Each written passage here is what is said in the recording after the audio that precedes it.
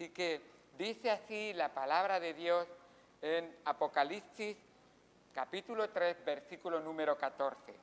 Escribe al ángel de la iglesia en la Odisea: he aquí el amén, el testigo fiel y verdadero, el principio de la creación de Dios, dice esto: yo conozco tus obras, que ni eres frío ni caliente. Ojalá fuese frío o caliente. Pero por cuanto eres tibio y no frío ni caliente, te vomitaré de mi boca.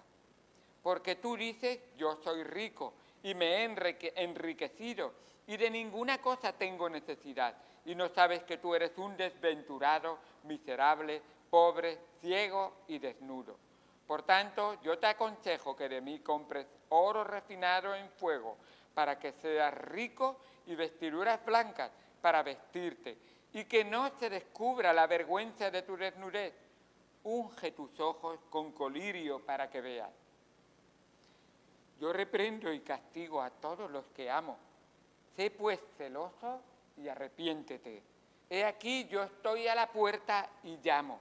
Si alguno oye mi voz y abre la puerta, yo entraré a él y cenaré con él y él conmigo. Al que venciere, le daré que se siente conmigo en mi trono, así como yo he vencido y me he sentado con mi Padre en su trono. El que tiene oído, oiga lo que el Espíritu dice a las iglesias. Vamos al Señor en oración. Amado Padre, Dios Santo, gracias por tu palabra, gracias por lo que tú nos enseñas en ella. Ayúdanos, Señor, a escuchar tu voz hablándonos, Señor. Tu palabra es viva y eficaz. Tú eres el verbo y la palabra está llena de ti y eres tú hablándonos, Señor. Ayúdanos para que te honremos y te glorifiquemos en todo lo que estudiemos. Háblanos, Señor. Corrige aquellas deficiencias.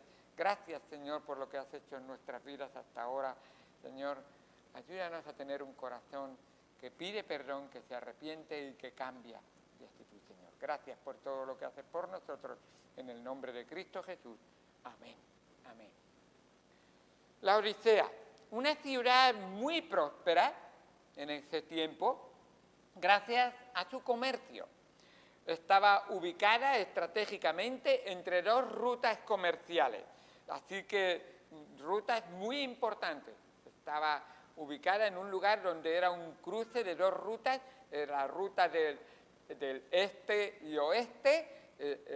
En esta ciudad había un lugar estratégico, también del norte y del sur, cruzaba en ese lugar. Era una ciudad banquera, una ciudad donde se negociaba y se cambiaba toda clase de monedas. Cuando alguien iba del oriente hacia el occidente, pues cambiaba sus monedas y había muchos bancos en la Odisea. Había un buen grupo, se dice que había una colonia de 7.000 judíos. Así que probablemente los judíos son uno de los mejores banqueros, y ya lo eran en aquel entonces. Así que ahí estaba. Tenía varias industrias. Una de las industrias más prósperas y más deseadas es que fabricaban prendas de lana negra, que era muy preciada en aquel tiempo.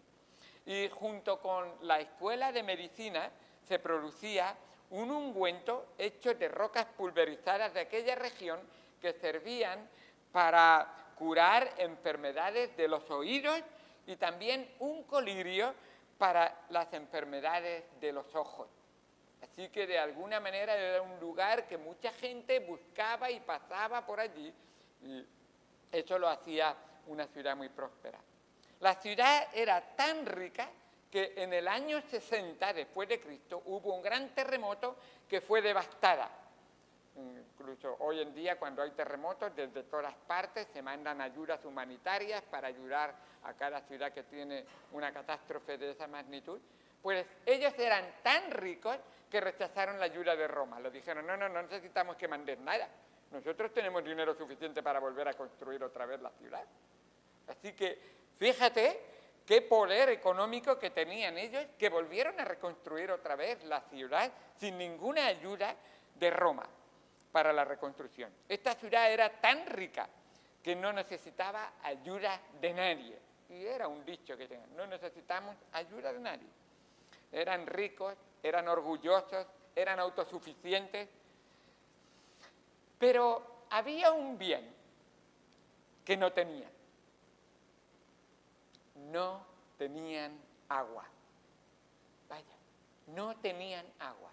Habían fabricado unos acueductos y a las ciudades más cercanas les compraban agua. Estaba como a 15 kilómetros Colosas y a Colosas le compraban agua fresquita. Sin embargo, a 12 kilómetros tenían a Hierápolis y le compraban agua caliente, eran aguas termales. Así que ellos traían el agua desde lejos, la pagaban, pero tenemos dinero para eso y para más. Y así que tenían esas aguas. Pero había un problema. Cuando el agua llegaba a la Odisea, el agua estaba tibia. Así que antes de beberla, debían esperar a que el agua se enfriara, ya que si la bebían tibia, el agua producía náusea, porque estaba cargada de minerales, así que tenían que esperar la sedimentación para beberla. Si la bebían enseguida, les daba náusea. Qué gran inconveniente. Que agua que produce y da náusea. Aguas asquerosas, porque tienen cosas y producían náuseas.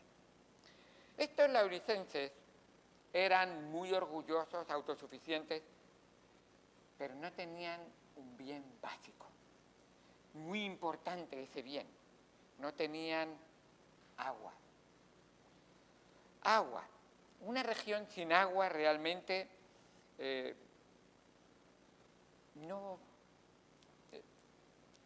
tiene una gran deficiencia. Incluso en España hablamos de la ley del agua, de cómo traspasar agua de unos ríos a otros y nos peleamos por eso. Que no nos quieren mandar agua del Ebro. Ya. Y así estamos. Pero la Odisea estaba comprando esa agua. En contraste con la iglesia de Filadelfia, esta iglesia, la iglesia de Filadelfia, no recibió ningún reproche. Sin embargo, la iglesia de la Odisea no recibió ninguna aprobación. ¡Qué contraste! Todo lo que hemos leído es un llamado de atención. Llamarle la atención. Mira lo que estás haciendo, mira cómo estás pensando, mira lo que estás diciendo. Y estaba Dios muy atento. De hecho, se presenta a Dios como aquel que lo sabe todo y que es el poder, el que dice y hace. Y uno de sus nombres es el Amén. Así se hace. Yo lo digo y se hace. Y él lo sabía y lo sabía todo. Y el Señor les da oportunidad a esta iglesia, porque el Señor a todas las iglesias quiere corregirlas y quiere traerlas a la verdad y quiere traerlas a que se parezcan a Él. Él es el esposo de la iglesia. Entonces quiere corregirla y el Señor les da la oportunidad de arrepentirse y de corregir esas deficiencias. Y a cada uno de nosotros el Señor nos dice, yo te conozco y conozco tus obras. Por tanto, como dice ahí en el versículo número 19, yo reprendo y castigo a todos los que amo, sé pues celoso y arrepiéntete. ¿Es verdad que llegamos al conocimiento de Cristo a través del arrepentimiento? Porque si alguien cree que llegó al conocimiento de Cristo sin arrepentimiento, en realidad no conociste a Cristo. En realidad conociste a un Dios que te presentaron, pero que no es el Cristo de la Biblia y de la palabra de Dios. Le preguntaron a Pedro en aquel día de Pentecostés, ¿qué haremos? Dice, arrepentíos, lo primero, y convertíos, porque el reino de los cielos se ha acercado a vosotros. Dijo Juan, dijo el Señor Jesucristo, y repitió Pedro en el día de Pentecostés. Así que arrepentíos y bautícese cada uno de vosotros. Así es presentado el Evangelio, a través del arrepentimiento. Sin arrepentimiento no hay perdón ni limpieza de pecado. Es, por supuesto, a través de la sangre de Cristo.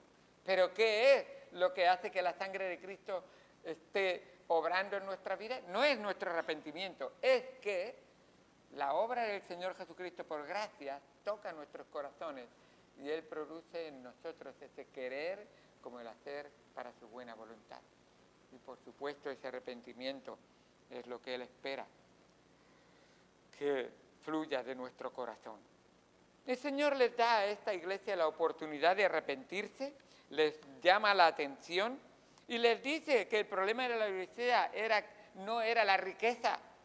Y el Señor sabe, mira hermano, no es la riqueza, no es el trabajo tu problema, no es la familia, no es el deporte o no es tu ocio lo que son tus problemas. Tu problema es el amor a esas cosas. Y cuando tú pones tu amor, tu vida y tu tiempo en esas cosas y a Dios le dices tú en segundo lugar, Dios entonces tiene que darte un toque y decirte, claro que sí. Es el Dios mamón lo que Dios quiere que no esté reinando en tu vida. Amor a la riqueza es el Dios mamón. Así que el Señor les llamó la atención y nos dice, no nos olvidemos de Dios. Así lo dijo a su pueblo cuando lo sacó de Egipto, de la esclavitud, y los llevó para darle una tierra que fluía leche y miel. Les dice en Deuteronomio capítulo 8, versículo 17, y digas en tu corazón, mi poder y la fuerza de mi mano me han traído estas riquezas, sino acuérdate de Jehová tu Dios, porque Él te da el poder para hacer las riquezas, a fin de confirmar su pacto que juró a tus padres, como en este día. Mira, cuando veas que tienes casa donde vivir, tienes comida que comer y realmente te parece que no tienes necesidad de ninguna cosa básica, dale gracias a Dios y no le digas, menos mal a mi inteligencia, a mi poder, a mi sabiduría, Y el Señor dice, no, ese no es, te has equivocado realmente. Recuerda que soy tu creador, pero también te quiero recordar que soy tu sustentador. ¿Sabes que cada latido de tu corazón es Dios el que lo mantiene? Él es nuestro sustentador de la vida. Pero además, recuerda, a Él le daremos cuenta de nuestra vida. O sea que Él es el principio de la vida, Él es el que está en medio de la vida, sustenta nuestra vida y Él es el que al fin nos va a pedir cuentas de nuestra vida. Así es. Está establecido para los hombres que mueran una sola vez y después de esto, el juicio. Hebreos 10, 27. Así es. Entonces, no te olvides, la riqueza material debe ir acompañada de gratitud y de reconocimiento de quién es el dueño de todo, porque gracias a Él lo tenemos y debemos de reconocer de que Él nos ha puesto en lo que poseemos como mayordomo. Y es importante entenderlo. Tengo que administrar esto de tal manera que lo administre dándole gloria a Dios, dándole a Él gracias. Y eso es lo que Dios quiere que hagamos, que le honremos, le glorifiquemos y que le pidamos sabiduría para no hacernos tesoros en la tierra, sino tesoros en el cielo. Porque recuerda que los tesoros en la tierra se corrompen. Como dice la palabra de Dios en Mateo capítulo 6, versículo 19, no os hagáis tesoros en la tierra donde la polilla y el orín corrompen, donde ladrones minan y hurtan, sino haceos tesoros en el cielo, donde ni la polilla ni el orín corrompen, y donde ladrones no minan ni hurtan.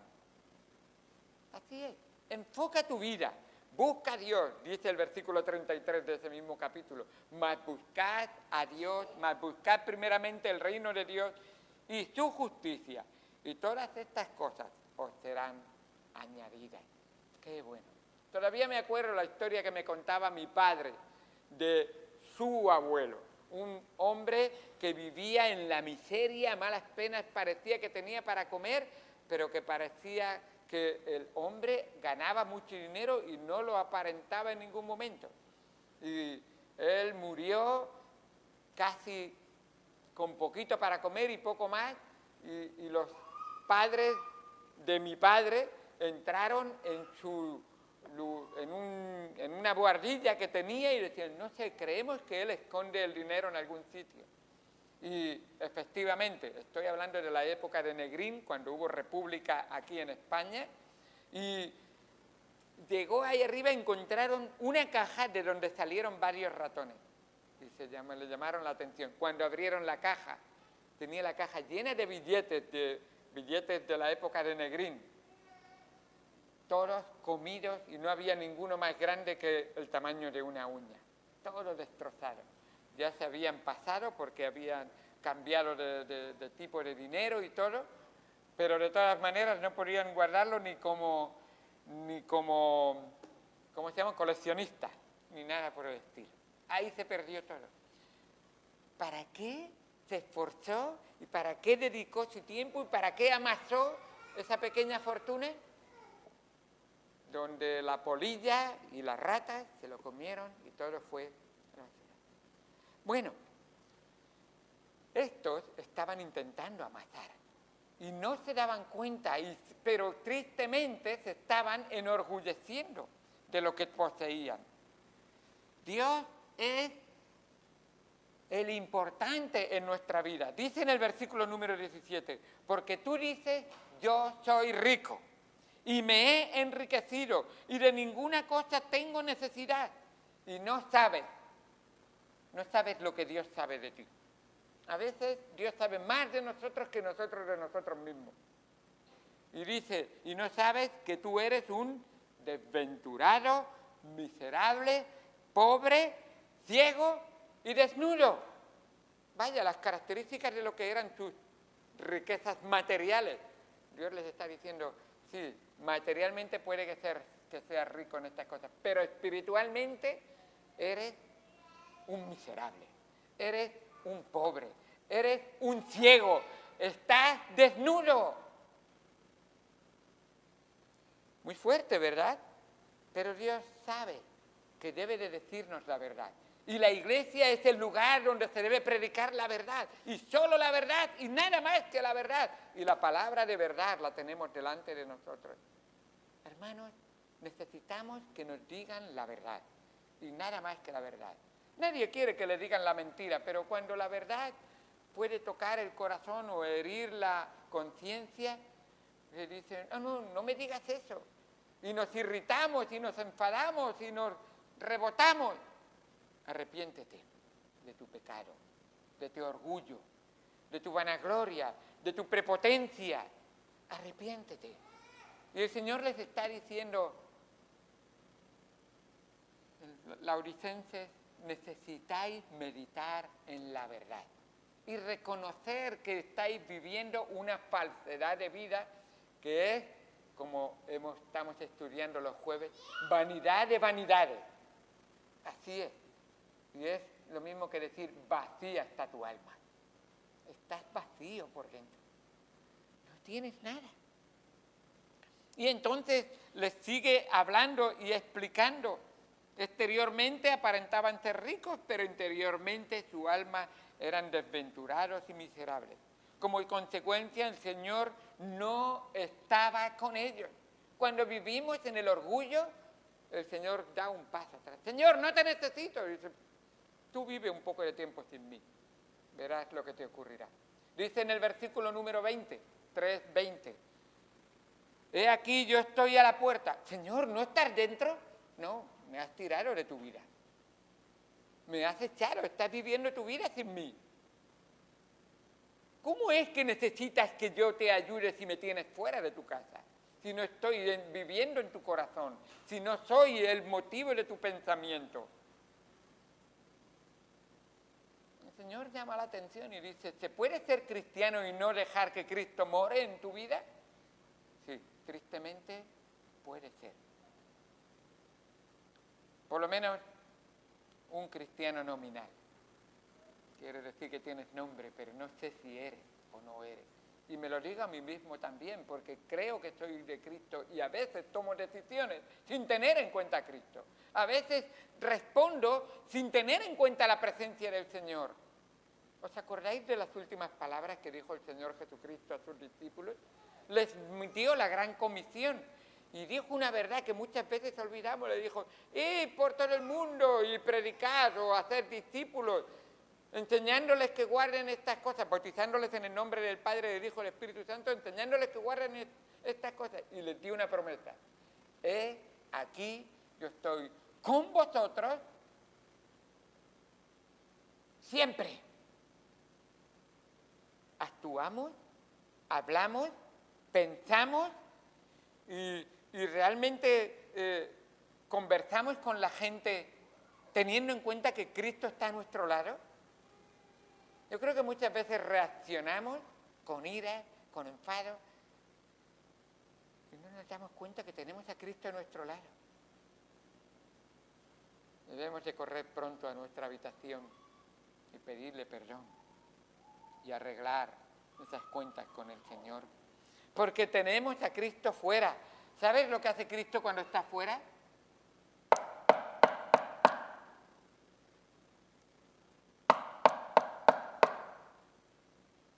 Abre la puerta, estoy aquí fuera. ¿Me dejas entrar? A veces nosotros seguimos nuestra vida como si Él...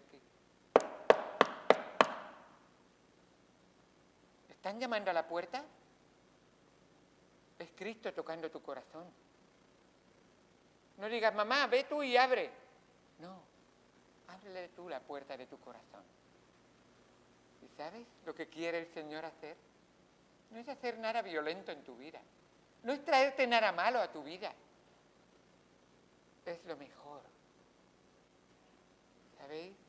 Si tú abres la puerta, dice, entraré a Él. Dice la palabra de Dios.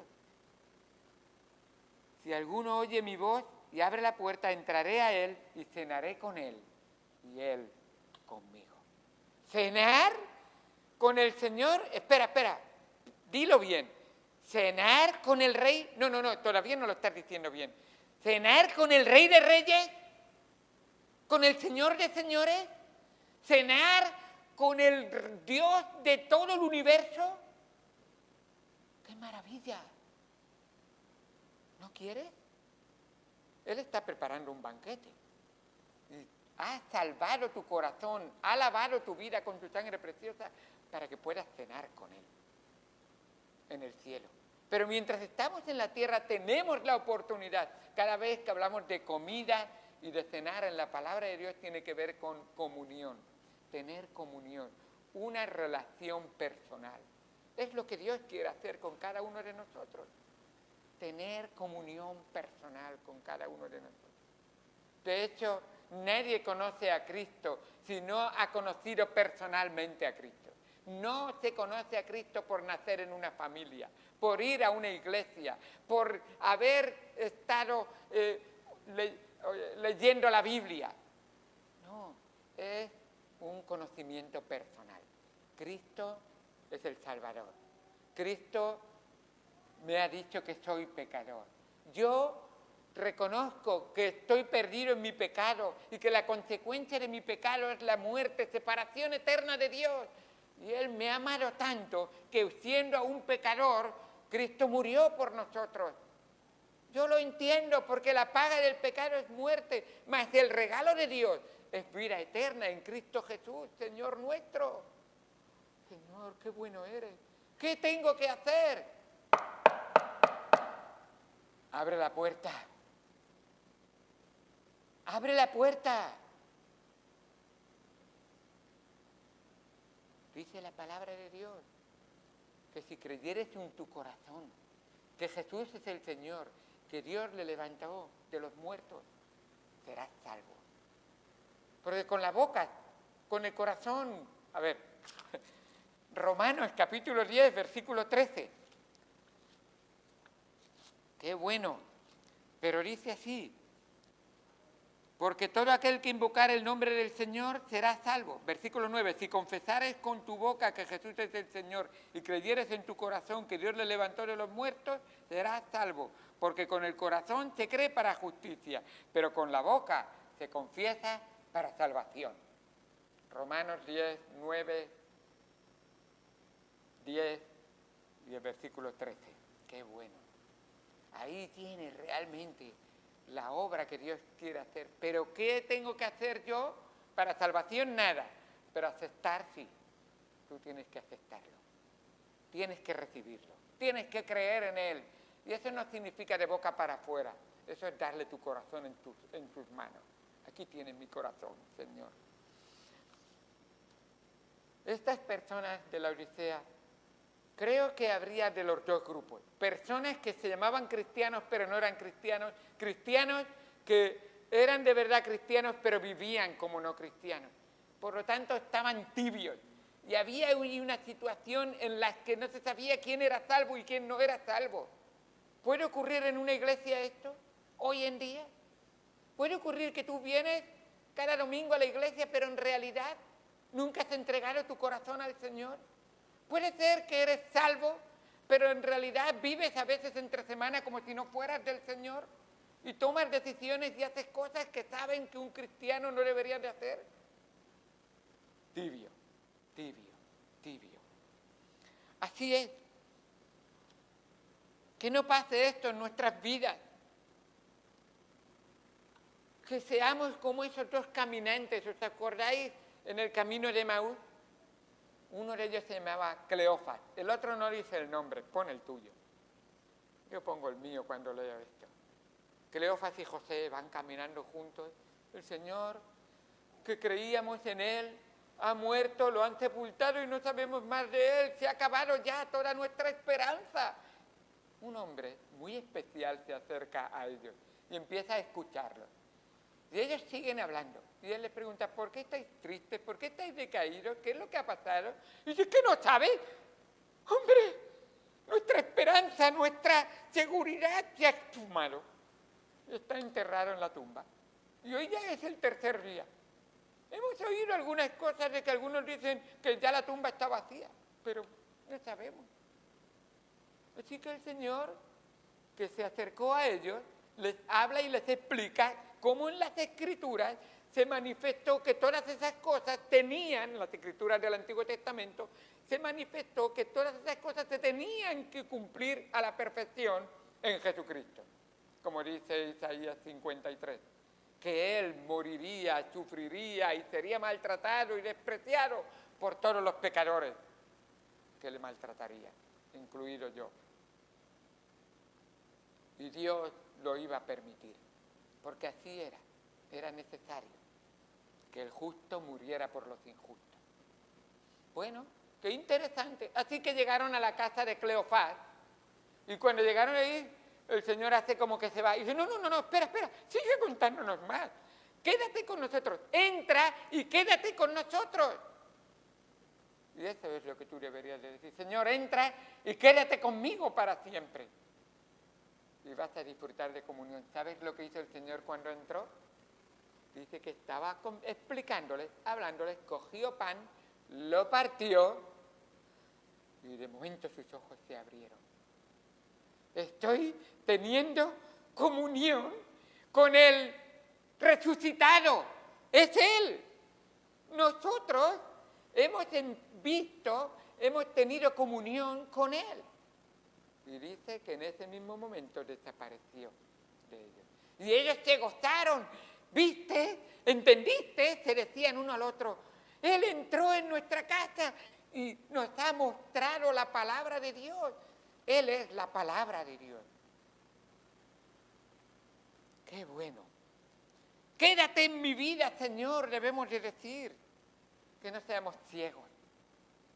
Este colirio espiritual. Sí, la ceguera física es dura, es difícil, pero que no seamos ciegos espirituales. Dice el apóstol Pedro, os voy a decir por qué llegamos a ser ciegos espirituales. El apóstol Pedro, en 2 de Pedro, capítulo número 1, versículo 5. 2 de Pedro, capítulo 1, versículo número 5. Dice así la palabra de Dios. Vosotros también, poniendo toda diligencia, por esto mismo, añadid a vuestra fe virtud, a la virtud conocimiento, al conocimiento dominio propio, Al dominio propio, paciencia. A la paciencia, piedad. A la piedad, afecto fraternal. Al afecto fraternal, amor. Porque si estas cosas están en vosotros y abundan, no os dejarán estar ociosos ni sin fruto en cuanto al conocimiento de nuestro Señor Jesucristo. Escucha, segunda de Pedro 1:9. Pero el que no tiene estas cosas tiene la vista muy corta, es ciego, habiendo olvidado la purificación de sus antiguos pecados. Hermano, ¿tienes la vista corta? Yo tengo gafas porque tengo la vista corta. Ahora me quito las gafas y ahora ya no sé si vosotros tenéis los ojos abiertos o cerrados. Ahora sí que os veo. Pero hay algo mucho más grave que la vista física. Es cuando tienes tu alma ciega. De tal manera que solamente te puedes ver a ti. Solamente ves tus propias necesidades. Solamente ves lo que los demás no hacen por ti. Y llegas a un momento en que el segundo gran mandamiento no existe para ti. Yo amo a Dios, sobre todas las cosas, pero al prójimo, eso. Por eso el tema más difícil que tenían que solucionar los judíos delante del Señor Jesucristo, dicen: Señor, ¿quién es mi prójimo? A ver, enséñame. Lo de amor a Dios sobre todas las cosas, y eso lo tenemos claro. Ya. El Señor dice: no tenéis claro ni el primero ni el segundo. Porque si no tienes claro el segundo, el primero es una mentira en tu vida. Si tú no amas a tu prójimo al que ves, ¿cómo dices que amas a Dios al que no ves? ¿Lo entiendes? Y eso dice Primera de Juan. Está diciendo: ¿sabéis cómo vais a manifestar que sois hijos de Dios? Si tuvierais amor los unos por los otros. Cuando de verdad la iglesia, cuando de verdad el amor en la iglesia, los cultos de la iglesia, sientes una necesidad de tener comunión con el Señor y con los hermanos y hijos del Señor. Esa es una realidad. Y esa es la realidad de nuestra vida cuando lo vemos ahí. Entonces queremos compartir lo que hemos recibido. Queremos dar a los demás y ayudar porque Él nos lo ha dado. No seas ciego. Además, qué importante es aprender que el Señor Jesús aconsejó que nos hagamos tesoros espirituales. Dice en el Apocalipsis 3:18: por tanto te aconsejo. Qué bueno es el Señor. Yo digo que tú tienes la autoridad de mandar y de obligarnos, pero Él es tan bueno, bondadoso, amable y cortés que dice: por tanto te aconsejo. Recuerda que la palabra de Dios nos dice en Isaías que es consejero, Dios fuerte. Sus consejos siempre no es la mejor opción, es la única buena opción. ¿Entiendes? Cuando Dios te da un consejo, no es la mejor opción para tu vida. Cuando Dios te da un consejo, es la única buena opción en tu vida que debes de tomar. Y eso es importante. Dice: por tanto, versículo 18, yo te aconsejo que de mí compres oro refinado en fuego para que seas rico, y vestiduras blancas para vestirte, y que no se descubra la vergüenza de tu desnudez. Unge tus ojos con colirio para que veas. ¿Qué es lo que quiere decir el Señor? ¿Cómo? ¿Es que se compra el cielo? ¿Es que se compran las bendiciones? ¿Qué es lo que quiere decir el Señor? Dice en Isaías 55:1. Isaías 55:1 dice: a todos los sedientos venid a las aguas, y a los que no tienen dinero, venid, comprad, comed. A ver, ¿lo has entendido? No tengo dinero, ¿cómo voy a comprar? Sigo. Venid, comprad sin dinero, sin precio, vino y leche. ¿Por qué gastáis el dinero en lo que no es pan y vuestro trabajo en lo que no sacia? Oídme atentamente y comed del bien, y se deleitará vuestra alma con grosura.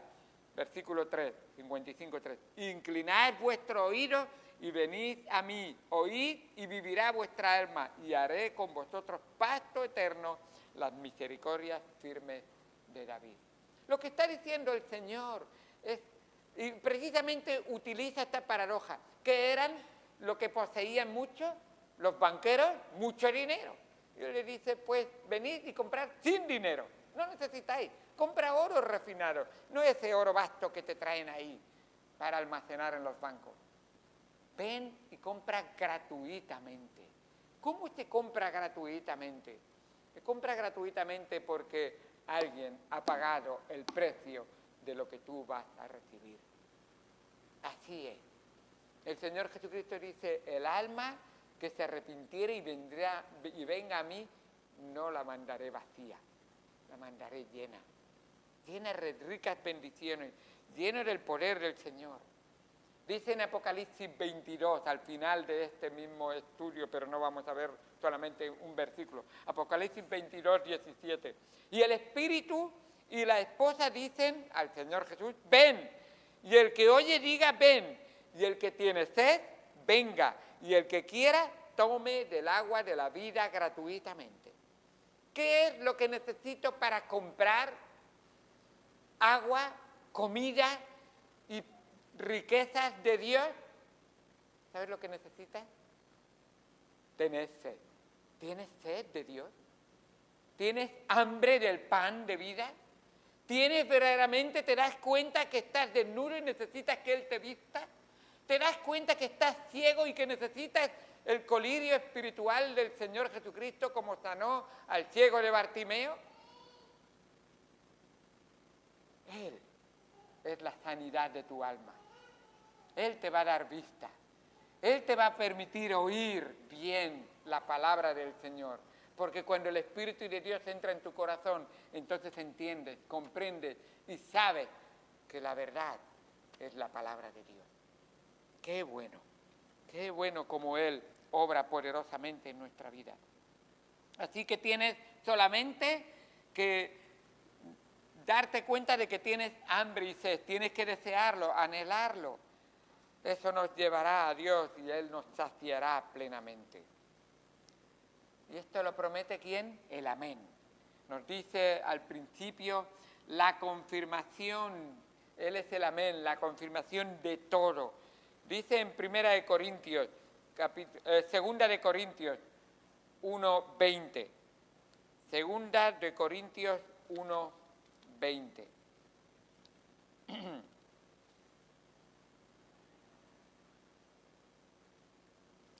Porque todas las promesas de Dios son en Él sí y en Él amén, por medio de nosotros, para la gloria de Dios.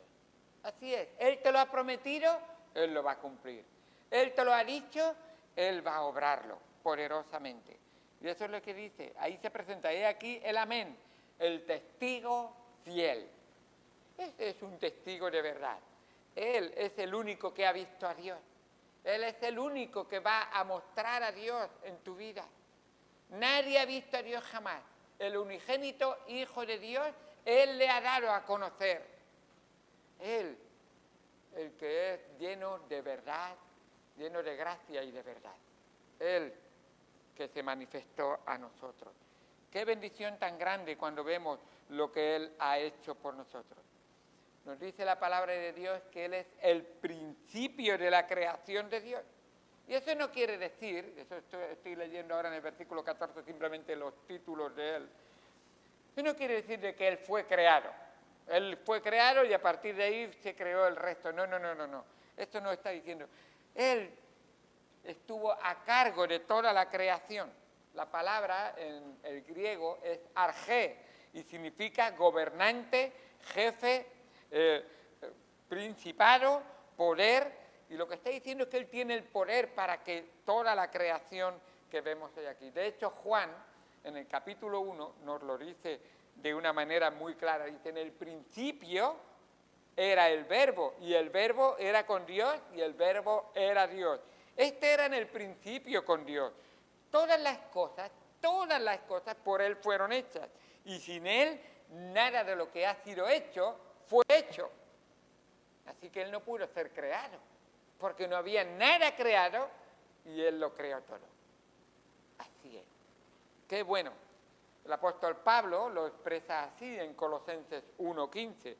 Él, Jesucristo, es la imagen del Dios invisible, el primogénito de toda la creación, porque en Él fueron creadas todas las cosas, las que hay en los cielos, las que hay en la tierra, visibles e invisibles, sean tronos, sean dominios, sean principados, sean potestades, todo fue creado por medio de Él y para Él. Y Él es antes de todas las cosas, y todas las cosas en Él subsisten, y Él es la cabeza del cuerpo, que es la Iglesia. El que es el principio, el primogénito de entre los muertos, para que en todo tenga la preeminencia. Así que qué bueno es ver quién es Jesucristo. Nada existía antes y sin embargo Él siempre ha existido en la Trinidad.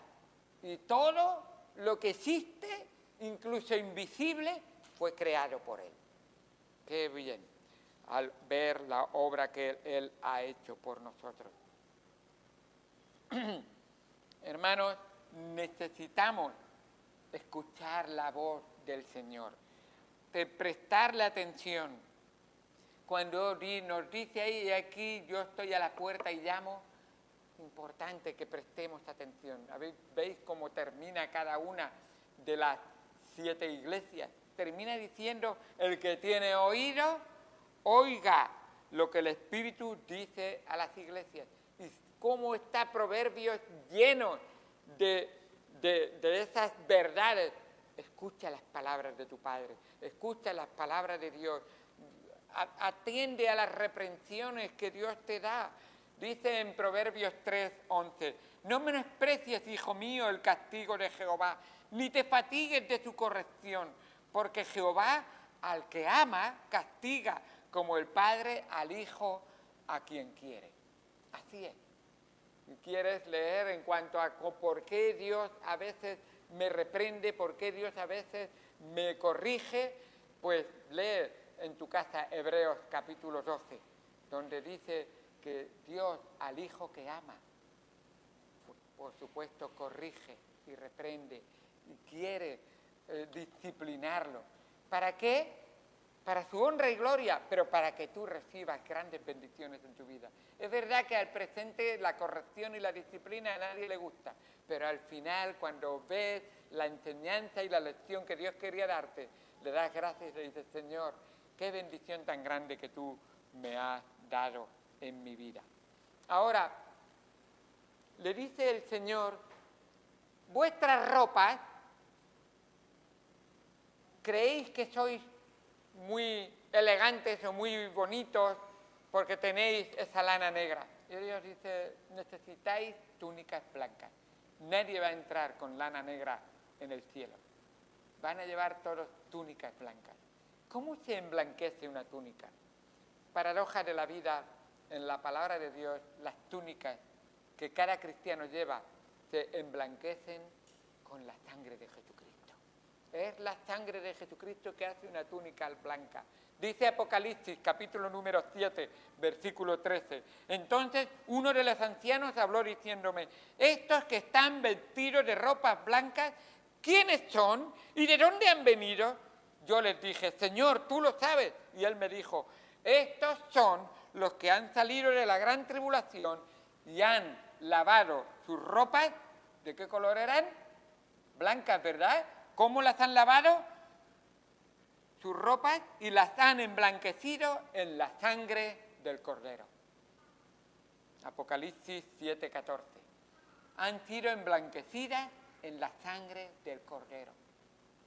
Por eso la palabra de Dios nos dice categóricamente que la sangre de Jesucristo, del Hijo de Dios, nos limpia de todo, lo repito, todo pecado.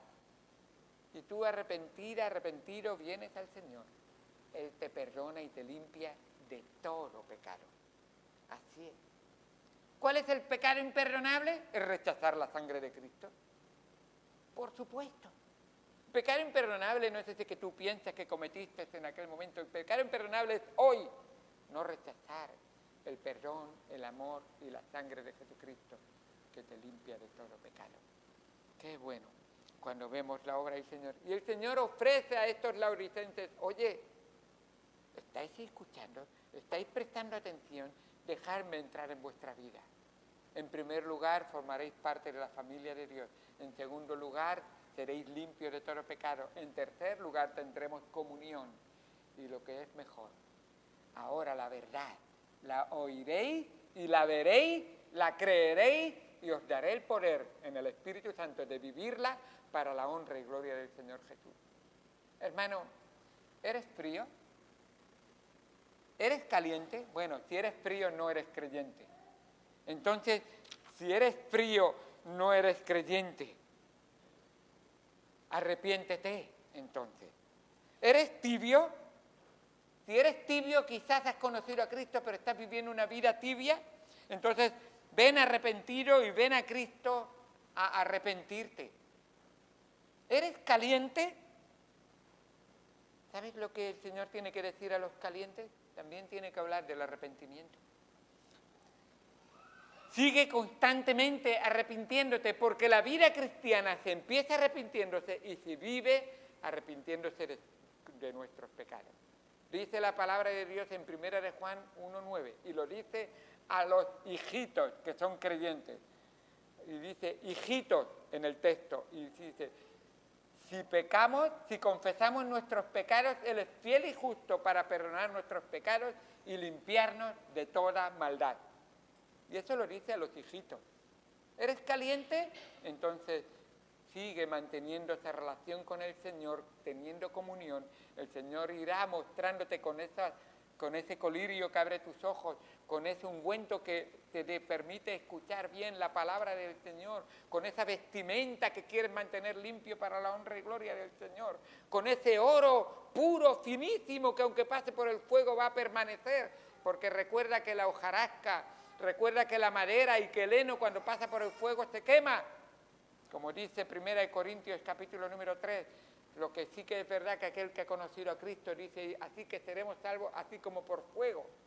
Pero espero que tú hayas comprado oro finísimo del Señor, haceros tesoros en el cielo, donde el orín y la polilla no corrompen. Buscad primeramente el reino de Dios y su justicia, y las demás cosas os serán añadidas.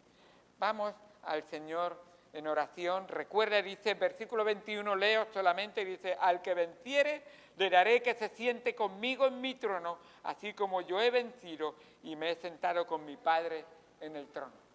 Qué bendición sentarme un día con el Señor en el cielo, en las bodas del Cordero. Pero no te equivoques. No quiere o no es estar sentado como invitado. El Señor quiere que estés sentado como alguien muy especial, sentado al lado del esposo. ¿Sabes quién se sienta al lado del esposo? La esposa. ¿Y quién es la esposa hoy aquí? La iglesia es la esposa. Y Dios quiere que tú y yo estemos sentados ahí al lado del esposo. Qué bendición que Él ha prometido al que venciere, le daré que se siente conmigo en el trono. Qué bendición que tenemos. ¿Has creído en el Señor Jesucristo? ¿Has entregado tu vida a Él? ¿Vives tibia? Deja la tibieza. Dios no quiere cristianos a medias, quiere enteros, entregados a Él para su honra y gloria. Vamos al Señor en oración.